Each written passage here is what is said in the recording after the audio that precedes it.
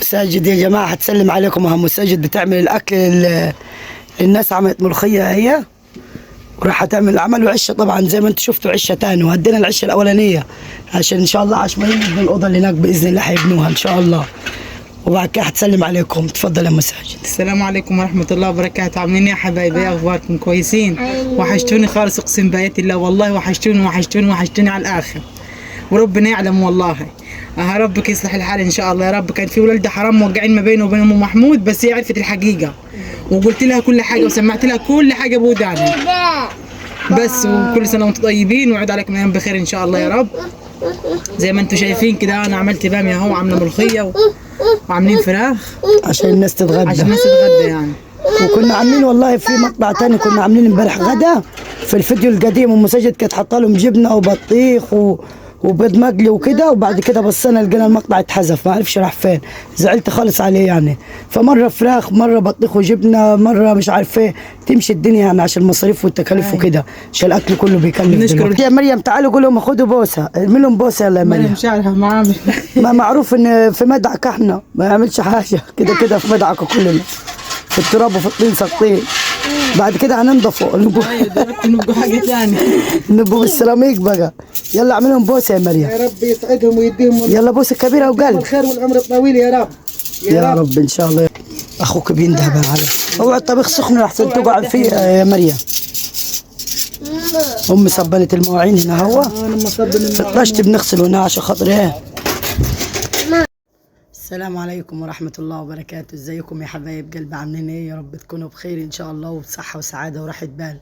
صلوا على الحبيب المصطفى صلى الله عليه وسلم. اللهم صل وسلم وزد وبارك على الحبيب المصطفى صلى الله عليه وعلى آله وصحبه وسلم.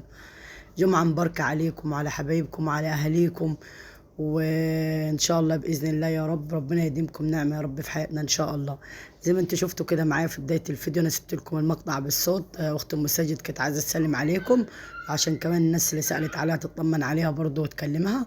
وكمان امي كانت بتعبر عن فرحتها وشعورها وكده. هنا بنت اختي عماله بقول لها اديهم بوسه يا مريم وكده، بتعمل لكم بوسه. بس هنا طبعا خلاص كده هو يعني مشغولين للاخر، فمعلش سامحوني في الفيديوهات مش بصور بالظبط بعمل ايه عشان خاطر والله. بصوا لما تكونوا مشغولين وفي دربكه وناس شغاله صعب يعني ان انا هصور كل حاجه وكده.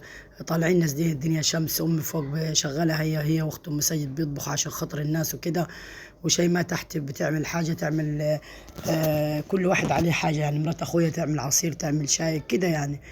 بس فحبيت اوريكم يعني الغدا كان النهارده الباميه والملوخيه زي ما شرحنا لكم في الفيديو، وعملنا لهم فراخ. ده كان يوم الخميس يعني بالمره. الطبخ بالمره كان للبيت وللعمال بالمره بتاعت المحاره. وهم ما شاء الله خلصوا اوضه برضو، عملوا يا دوبك اوضه بس. ف ظبطوها برضو، بيشتغلوا على اقل من مهلهم عشان الحاجه تتظبط وتطلع صح، عشان ده تكاليفه كده. والمحاره برضو ايه لازم تطلع كويسه عشان لما تحصل نقاشه وكده تبقى حلوه يعني. بس كده هو. وحبيت اوريكم يعني امي بتعمل ايه النهارده وهي واختي وكده. وانا برضو هنزل اغسل التلاجة لامي هوريها لكم. سبتها لام ساجد كملتها، ما رضيتش اوريكم منظرها في الاول، كانت يعني مبهدله بهديله وحشه خالص خالص خالص. فطبعا ما حبيتش اوريكم منظر تتضايقوا منه وكده. الناس بتتضايق من المناظر اللي مش كويسه، فايه ذنبكم تشوفوا منظر زي ده؟ التلاجة كانت مركونه وكده وبايظه، راحت امي جايه نغسلوها عشان تصلحها وتنفع يعني في اي حاجه. بس كده. وجهزوا الغدا برضه هننزل نحطوه في شقه اخويا. طبعا عايزه اقول لكم الدنيا مدعكه تحت وفوق، ولا عارفين نقعد ولا عارفين ناكل ولا عارفين ينام ولا اي حاجه خالص. الموضوع صعب خالص، بس الحمد لله ربنا يهونها ان شاء الله وهتعدي باحلى فرحه باذن الله تعالى. حطوا لنا لايكات يا بنات، الله يكرمكم ان شاء الله يا رب ويجبر بخاطركم. هتشوفوا معايا برضو في اخر الفيديو خالص اختيار للسيراميك. انا بس اديتكم منظر بس كده سريع، لكن ما حبيتش اصور في المعرض والكلام ده يعني. اختصرت واكتفيت ان انا اوريكم بس المنظر بس. ممكن ان شاء الله باذن الله اللي هي الطوبه الاولانيه دي اللي هتبقى زي تحسيها زي طوبه كده، بس هي مش طوبه هي سيراميكا. هناخدها في المدخل باذن الله تعالى. واخترت على لون فاتح شويه عشان تحس الدنيا مفتحه معانا وكده. اللون الابيض او البيجات او الابيضات او الاوف وايت كله ده بيدي وسع للمكان. وبينطق المكان وبيديله منظر حلو. وعامة الموضة بتاعته ما بتنتهيش ابدا، بتفضل الموضة بتاعته على طول. الفاتح ده هو ملوش موضة معينة. اما بقى لو الحاجات النكشات الكتيرة خالص بتبقى كتيرة دي بتبقى مملة كده ومش حلوة للعين خالص، وما بحبهاش بصراحة. يعني بحب الحاجات الهادية خاصة السادة وكده. العريس كان حابب يختار حاجة كده فيها زي المربعات بتاعت الأول اللي طلعت الأول في السيراميك دي. قلت له لا بصراحة ملهاش أي لازمة. بصوا أنا مريم بتعمل لكم بوسة. كنت خايفة عليها عشان الحلة وراها هنا سخنة، فبينزلوا مفيش مكان، يعني خلصوا الطبيخ ويحطوا في الأرض عشان خاطر إيه مفيش مكان وكده. بس فايه قلت له لا خلينا في الحاجات الساده، واتفرج على الحاجات الساده دي هتبقى شكلها ايه. يعني ممكن تكون مطعمه حاجه بسيطه خالص من اللون الاسود او اللون الكافيه على حسب الاختيار، بس كارضيه وكجناب للحائط بتاعت المدخل بس. وبرضو بالنسبه للمنظر هنعمل زي كد متر كده في المنظر سيراميك، على كد مثلا دكه ولا كنبه ولا ايا كان اللي انت حطاه جلسه عليه، على كد الظهريه بس سيراميك، بحيث الرطوبه وكده. عشان انا كنت بقول يمكن الفكره مش حلوه وكده، بس هي نظافه بصراحه وعشان خاطر الرطوبه. وغير كده هو دلوقتي طلعت موضه ان الناس كلها بتعمل سيراميك في الحيطان كلها للاخر. سالت قالوا ده طلع موضه ان الناس تعمل السيراميك للاخر بس. فاحنا هنعمله على كد متر كده هو بس. وغير كده هو